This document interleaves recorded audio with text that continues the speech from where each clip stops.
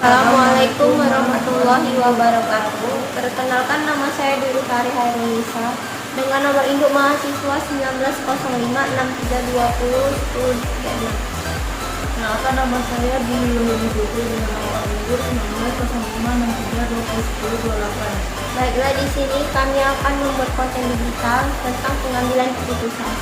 Baiklah, di sini saya akan menjelaskan apa itu pengambilan keputusan.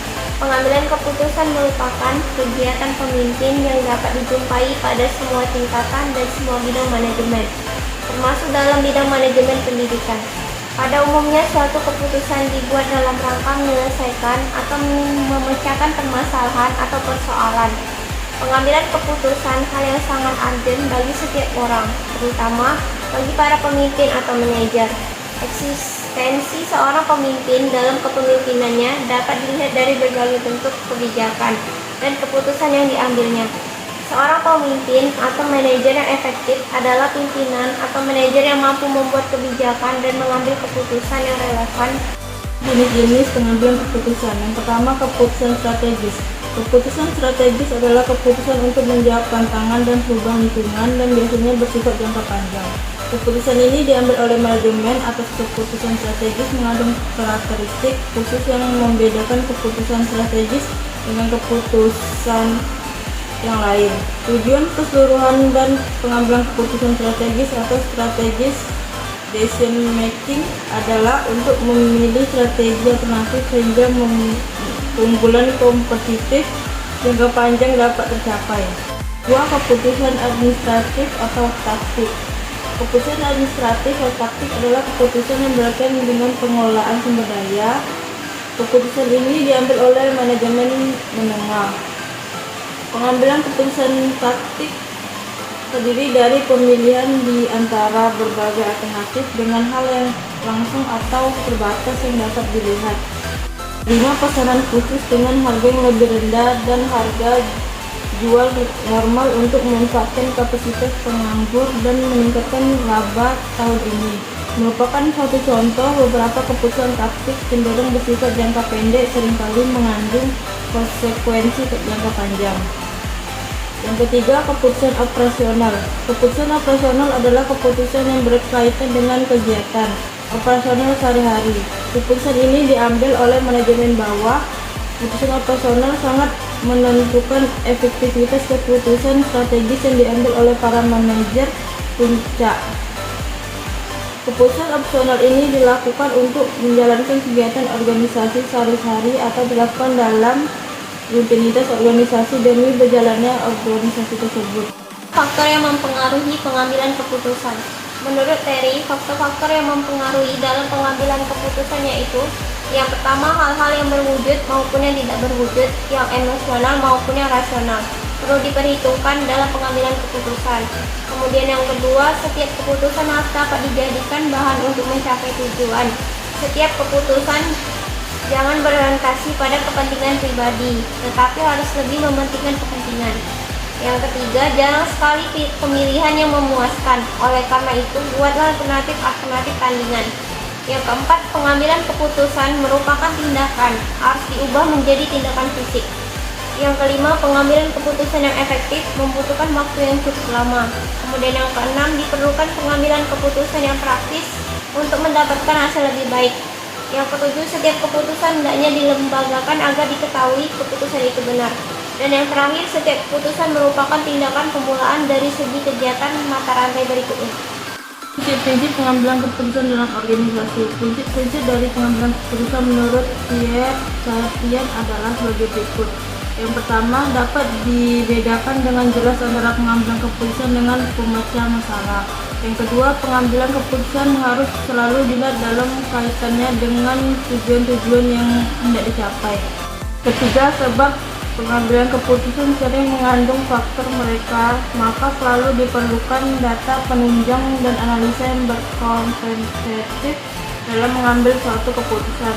Yang keempat, pimpinan tidak hanya mau mengambil keputusan, tetapi juga bertanggung jawab atas segala tindakan keputusan itu. Dalam pengambilan keputusan, George R. Terry menyebutkan 5 dasar dalam pengambilan keputusan, yaitu intuisi, pengalaman, fakta, wewenang, dan rasional. Yang pertama, intuisi. Pengambilan keputusan berdasarkan intuisi adalah pengambilan keputusan yang berdasarkan perasaan yang sifatnya subjektif. Dalam pengambilan keputusan berdasarkan intuisi ini, meski waktu yang digunakan untuk mengambil keputusan relatif pendek. Tetapi keputusan yang dihasilkan seringkali relatif kurang baik, karena seringkali menghasilkan dasar-dasar pertimbangan lainnya. Yang kedua, pengalaman. Pengalaman keputusan berdasarkan pengalaman memiliki manfaat bagi pengetahuan praktik. Karena dengan pengalaman yang dimiliki seseorang, maka dapat memperkirakan keadaan sesuatu, dapat memperhitungkan untung ruginya dan baik buruknya keputusan yang akan dihasilkan.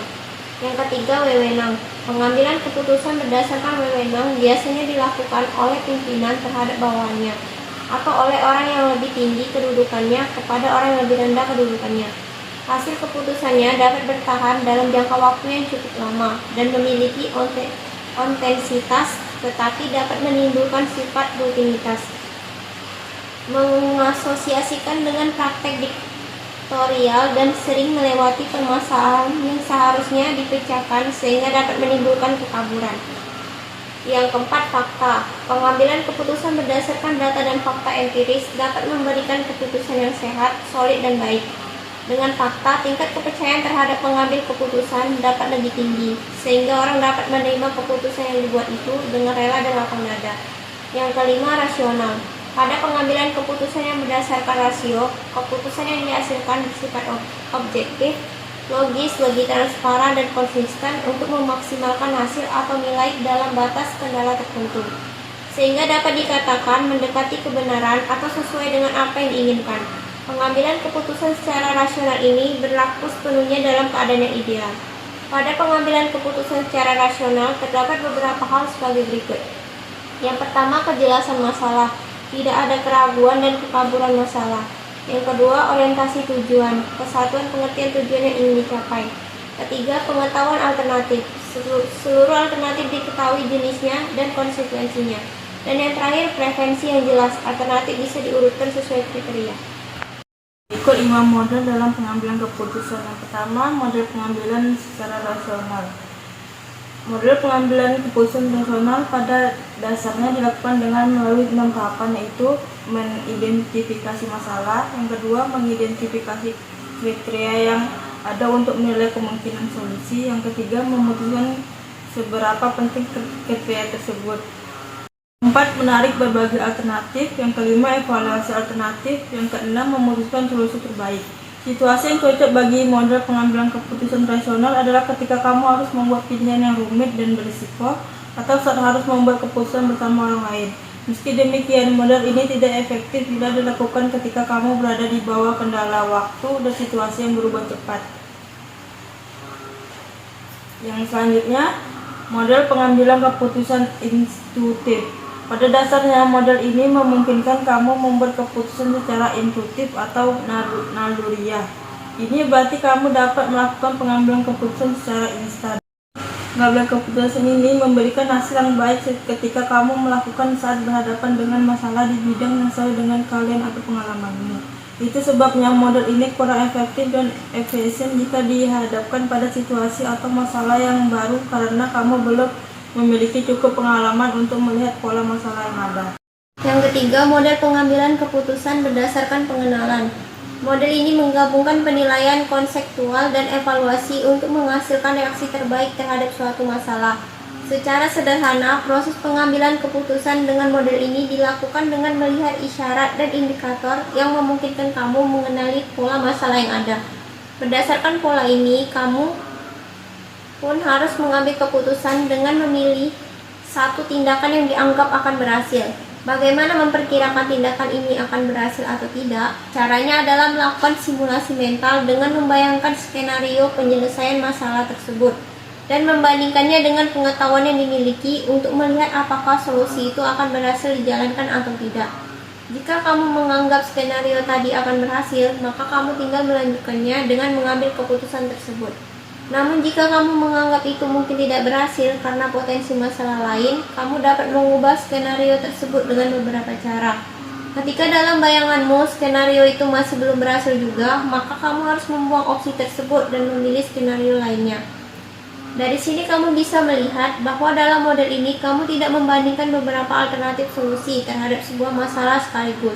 Model ini cocok diterapkan ketika kamu berada di bawah tekanan waktu, namun keberhasilannya akan berhubungan lagi pada keahlian dan pengalaman yang kamu miliki pada bidang masalah tersebut. Kemudian yang keempat, model pengambilan keputusan Todar. Beberapa orang mungkin bisa melakukan pengambilan keputusan dengan tenang di situasi yang penuh tekanan. Namun tidak jarang kamu merasa mendadak buntu hingga akhirnya cenderung mengambil keputusan terburu-buru. Agar hal ini tidak terjadi, kamu bisa mencoba model pengambilan keputusan Todar.